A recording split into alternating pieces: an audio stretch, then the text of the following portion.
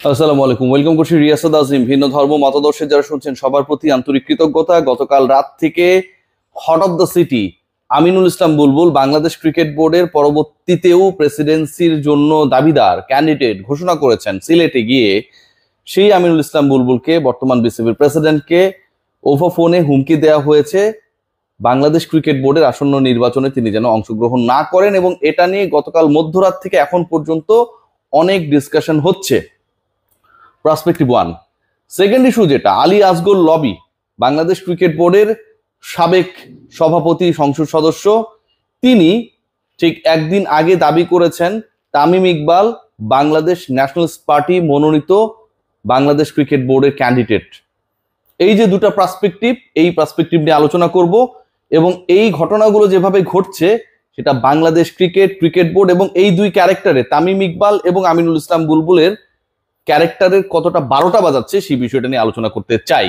এগুলো নিয়ে কেউ কথা বলবে না, এদিক সেদিক ফিসফাস করবে, কিন্তু স্ট্রেইট কথা বলার সাহসটা আসলে কারণ নেই। সেই আলোচনাটা করতে চাই। আমি তামিম ইকবাল প্রসঙ্গ দিয়ে শুরু করব, আমিনুল ইসলাম বুলবুল দিয়ে ফিনিশ করব। তামিম ইকবাল তিনি নিজে কোথাও কখনো ডিক্লেয়ার করেন নাই যে তিনি বিএনপির ক্যান্ডিডেট, তিনি কারো ব্লেসিং নিয়েছেন। তিনি কোথাও সেই শোডাউনটা করেন নাই। তিনি কোথাও কোনো বক্তব্যের মাধ্যমে বোঝানোর চেষ্টা করেন নাই that he is very much powerful from a very much popular political party. তাদের ব্যাকআপ তার কাছে আছে এবং বিসিবি প্রেসিডেন্ট ইলেকশনে সেই ব্যাকআপটা তার কাজে লাগবে। তামিম ইকবাল হিমসেলফ কোথাও কোনোভাবে কোনো ইন্টারভিউতে, দুদিন আগেও তিনি ইন্টারভিউ দিয়েছেন, আপনারা সবাই জানেন, আতিফ আজম ভাইকে, কোথাও তিনি কিন্তু এই দাবিগুলো করেন নাই। লবি ভাই, যিনি বাংলাদেশ ক্রিকেট বোর্ডের মেকানিজমের বাইরে এই মুহূর্তে, রেসপেক্টেড লবি ভাই, তিনি সাক্ষাৎকারে বইলা দিলেন আমাদের মনোনীত, মানে বিএনপির মনোনীত প্রার্থী হচ্ছে তামিম ইকবাল। যেই ঘটনাটা ঘটেছিল সাকিব মাশরাফির ক্ষেত্রে, যে তারা আসলে কতটা জনপ্রিয়, কতটা মানুষের কাছের মানুষ, তাদের বিশ্বাস হইতো না। এই কারণে তাদের আওয়ামী লীগ করা লাগছে। আওয়ামী লীগে গিয়ে টিকিট নিয়ে এমপি হইছেন। আওয়ামী লীগ করলে পৃথিবীর সকল মানুষের, সকল বাঙালির কাছের মানুষ হওয়া যাবে, এই যে একটা মাথার মধ্যে কিছু একটা ঘুরছিল, এটার কারণে তারা যেভাবে ক্ষতিগ্রস্ত হয়েছেন, তামিম ইকবালের ক্ষেত্রেও কিন্তু সেই প্রেক্ষাপটটা লবি ভাই তৈরি করে দিয়েছেন। বাংলাদেশ ন্যাশনালিস্ট পার্টি যদি তামিম ইকবালকে চুজও করে, কথার কথা, অ্যাডমিনিস্ট্রেটর হিসেবে, বিসিবি প্রেসিডেন্ট হিসেবে, সেটা পপুলারিটির কারণে, তামিমের গ্রহণযোগ্যতার কারণে। তামিম ইকবাল এখনো বাংলাদেশের ক্রিকেটে প্রবলভাবে রেলেভেন্ট, সে কারণে তামিম ইকবাল ক্রিকেটারদের অধিকার নিয়ে বারবার কথা বলেছেন, হোঁচট খেয়েছেন। আগের গভর্নমেন্টের সময় যদি আমরা খেয়াল করি, তামিম ইকবাল সবচেয়ে বেশি ভুক্তভোগী হয়েছেন। যে বিশ্বকাপে বাংলাদেশকে তিনি নেতৃত্ব দিয়ে নিয়ে যাওয়ার ক্ষেত্রে বিশাল রোল প্লে করেছেন, সেখানটায় খেলতে পারেননি, ক্যাপ্টেন্সি কেড়ে নেওয়া হয়েছে। সেই তামিম ইকবালকে কেউ যদি চুজ করে, কোন পলিটিক্যাল পার্টির যদি ব্লেসিংস থাকে, মানে নো নাই, we don't have any objection about that particular cricketer, এরকম যে একটা অবস্থানে থাকে, সেই ক্রিকেটার কি ওই পার্টির অংশ হয়ে গেল? লবি ভাই 12টা বাজানোর চেষ্টা করেছে। বুলবুল ভাইয়ের ঘটনাটা শোনেন না, এটা আরো ইন্টারেস্টিং। বুলবুল ভাইয়ের ব্যাপারটা আমার কাছে জাস্ট মনে হয়েছে সিকিং ফর সাম সিম্প্যাথি। আমার অনেক প্রিয় মানুষ, বাট বুলবুল ভাইয়ের কার্যকলাপগুলো আমার কাছে, মানে আমি যত সময় যাচ্ছে তত বুঝতে আমার সুবিধা হচ্ছে। তিনি ততক্ষণই আপনার সাথে সম্পর্কিত যতক্ষণ পর্যন্ত আপনি তার হয়ে কথা বলবেন, ভেরি অনেস্টলি। তো বুলবুল ভাইয়ের ব্যাপার যেটা, সেটা হচ্ছে বুলবুল ভাই দাবি করলেন তাকে হুমকি দেওয়া হয়নি। ওই ফোন কল রেকর্ডটা, it's not my statement, the way Bulbul ভাই এক্সপ্লেইন অ্যাবাউট দ্য থ্রেট, এবং ওই থ্রেটের কথা এক্সপ্লেনেশন করতে গিয়ে রিপোর্টারকে তিনি ফোন কলে বলছেন কোনো হুমকি দেওয়া হয়নি, এক। দ্বিতীয়, তিনি বলছেন আমাকে বলা হয়েছে নির্বাচনটা না করলে ভালো হয়। পয়েন্টটা মাথায় রাখুন, নির্বাচনটা না করলে ভালো হয়, নাম্বার 2। নাম্বার 3, আননোন নাম্বার থেকে কল এসেছে। নাম্বার 4, বাংলাদেশ ক্রিকেট বোর্ড বুলবুল ভাই নিরাপত্তা চেয়েছে। সবই ঠিক আছে, সবই ভালো। আমার কয়েকটা বেসিক জায়গায় প্রশ্ন রয়েছে। যেই মানুষটা ফোন করেছে, একটা তো নিশ্চয়ই আননোন নাম্বার আছে। আননোন নাম্বার থেকে বাংলাদেশ ক্রিকেট বোর্ড এই ফোনটা পাওয়ার পর প্রেসিডেন্ট যদি মনে করে যে স্বরাষ্ট্র মন্ত্রণালয় থেকে গানম্যান নিয়োগ করা লাগবে, it's a very serious issue, right? যদি সিরিয়াস ইস্যু হয়, তাহলে বাংলাদেশ ক্রিকেট বোর্ড এরকম একটা বিষয়কে থ্রেট মনে করলে থানায় একটা সাধারণ ডায়েরি করবে না, জিডি করবে না, বাংলা যেটা বলি আমরা জেনারেল ডায়েরি।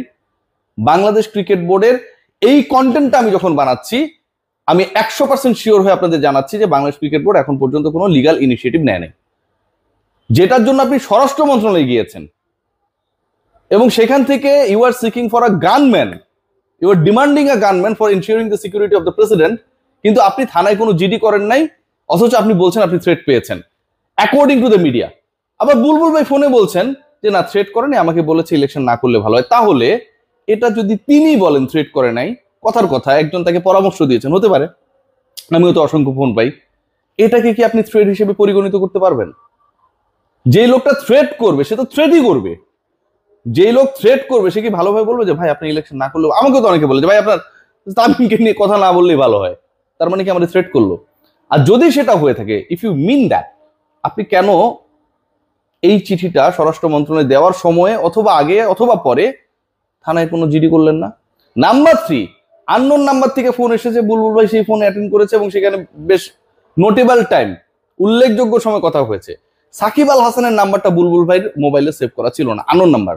পয়েন্টে আসুন, তিনি সাকিব আল হাসানের একাধিক কল ধরেন নাই, কিন্তু ওই যে থ্রেড দাতা তার কলটা আসলো সেটা আপনি ধরলেন। আপনি যখন থানায় জিডি করবেন না, অফিসিয়াল কমপ্লেন করবেন না, তখন ওই ফোন নাম্বার ব্যবহার করে যে আপনাকে থ্রেট করেছে, ধরেই নিলাম according to the BCB statement, the way they actually explain their position to the home ministry, ওই নাম্বার ইউজারকে আমরা কি ধরতে পারবো, জানতে পারবো? মিডিয়ারও তো দরকার আছে যে এই নাম্বারটা কে এটা করলো।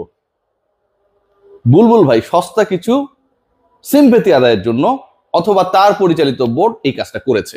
ভেরি অনেস্টলি, বাংলাদেশ ক্রিকেট বোর্ডের এরকম একটা সিটিং প্রেসিডেন্টকে কেউ থ্রেট করবে, আপনি সাধারণ ডায়েরি করবেন না, আপনি নাম্বারকে এক্সপোজ করবেন না, আপনি আইন শৃঙ্খলা রক্ষাকারী বাহিনীর কাছে সবার আগে যাবেন, এন্ড দেন ওইটার রেফারেন্সে আপনি হোম মিনিস্ট্রিতে যাবেন, দিস ইজ দ্য কেস, ওই ফাইলটা কি বলবো, জেনারেল ডায়েরি, এবং এই কেসটাকে আমলে নিয়ে আপনাদেরকে আমার প্রেসিডেন্টকে নিরাপত্তা দিতে হবে। খুবই লজিক্যাল।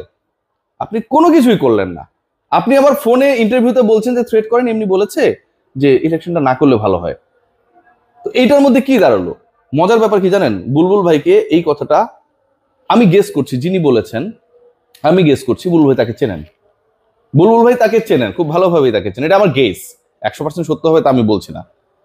তিনি ব্যাপারটাকে জাস্ট হচ্ছে ওই থাকে না যে সবাই বলছে বুলবুল ভাই ভালো মানুষ, তিনি পরবর্তী প্রেসিডেন্টের দায়িত্বে যাক, একটা পাবলিক পারসেপশন তার দিকে রয়েছে, তার ভালো কাজের জন্যই রয়েছে। আই অ্যাপ্রিসিয়েট, বুলবুল ভাই ভালো কাজ করেছে, আই অ্যাপ্রিসিয়েট। এই কাজগুলোকে কন্টিনিউ করা গেলে সেটা আরো ভালো হবে, আই অ্যাপ্রিসিয়েট। তিনি আরো ভালো হওয়ার চেষ্টা করেছেন। জিনিসটা একদমই আগলি লেগেছে টু মি, কারণ বুলবুল ভাই বাদ দেন, ওনার মতো এত ভালো মানুষের কথা বাদ দেন, হ্যাঁ, আমার মতো খারাপ মানুষকেও যদি কেউ ফোনে যদি, যেটা আমি ফিল করবো যে ইটস লাইক আ থ্রেট, আমি ডেফিনেটলি লিগাল অ্যাকশনে যাব। আমার ইউটিউবের ভিডিও নিয়ে ঝামেলা করেছিল একটা ছিল, রকি বলে দিলাম, আমি কিন্তু তার ব্যাপারে কোর্টে কেস ফাইল করেছি এবং পিবিআই এটা তদন্ত করছে, পুলিশ ব্যুরো অফ ইনভেস্টিগেশন এটা তদন্ত করছে সিরিয়াসলি। সেই জায়গায় বাংলাদেশ ক্রিকেট বোর্ডের প্রেসিডেন্ট এরকম ফিল করছেন, বিসিবি ফিল করছে হি ইজ আন্ডার থ্রেট, কিন্তু বাংলাদেশ ক্রিকেট বোর্ড কোনো থানায় গিয়ে লিগাল অ্যাকশন নেয় না। মিরপুর থানা আর বাংলাদেশ ক্রিকেট বোর্ড হাইটা গেলে 2 মিনিটের বেশি লাগে না, সেই জায়গায় কোনো অ্যাকশন তারা নেয় না, নাম্বারটা এক্সপোজ করে না।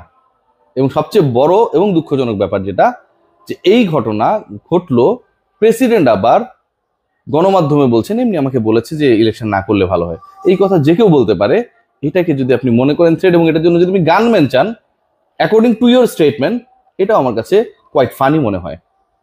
সবাই ভালো থাকবেন। তামিম এবং বুলবুলকে নিয়ে যা চলছে এবং তারা যা করছেন, এগুলো সামটাইমস আমার কাছে মনে হয় যে শেক্সপিয়ারের নাটককেও হার মানাবে। Take care.